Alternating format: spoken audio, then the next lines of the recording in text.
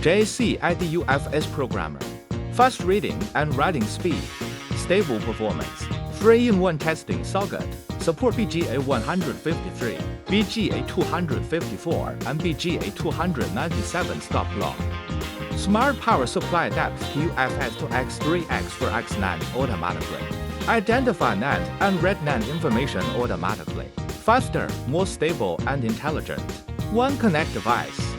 First, let's take a look at the structure of UFS. Host of UFS Programmer. UFS 3-in-1 reading and writing socket.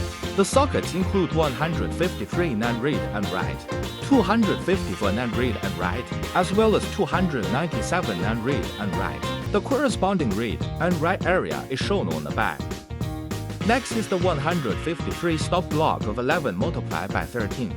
153 and 250 for stop blocks of 11.5 multiplied by 13. 297 stop block of 11.5 multiplied by 13.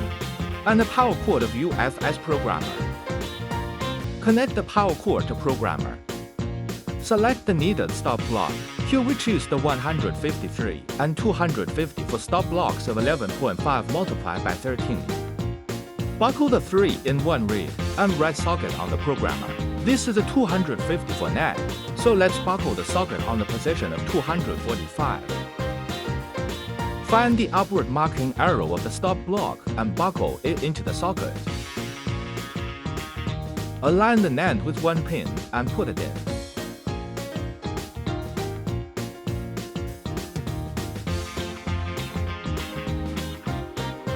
Then connect the USB 3.0 data cable to the USB 3.0 interface on the computer.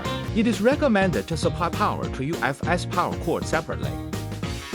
After connecting, is shown as Auto Mode. Under Auto Mode, the programmer can identify whether the Nand is UFS2.X, 3X, or 4X automatically. Easily identify more than 90% of Nands on the market, making operation easier. 2. Read Nand info. Open Jcid Repair software on computer. Log in. Click UFS on the upper left corner. UFS reads Nand information automatically. After reading, the basic Nand information is displayed in the log area. The SYSCFG data of the Nand is shown in the action bar. 3. Backup data. Check the data to be backed up in the action bar.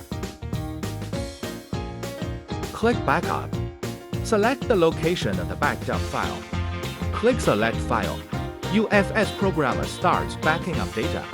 You can see that the regular reading speed can reach around 190 megabytes per second.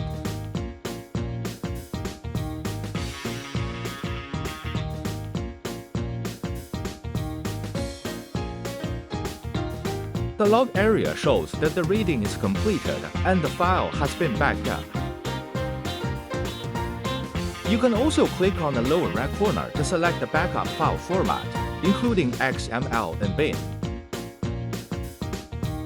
4. Erase data. Check the data to be erased in the action bar.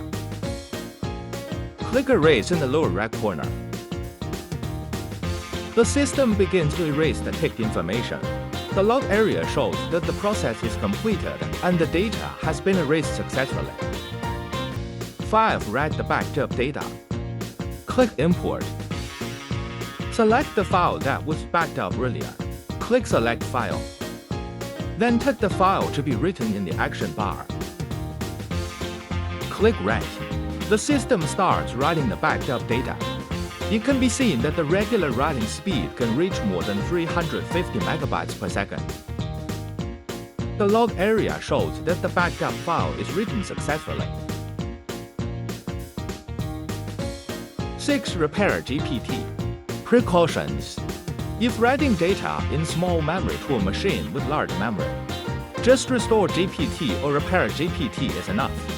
For example, we can write the data of 128 into 256 512s. It can be booted after repairing GPT. If writing data in large memory to a machine with small memory, it can't be booted because behind user data. There are still two partitions, flash info and backup GPT. If writing the data of 256 or 512 into 128, it will exceed the limit. As a result, the latter partitions cannot be written, so that the machine cannot be booted.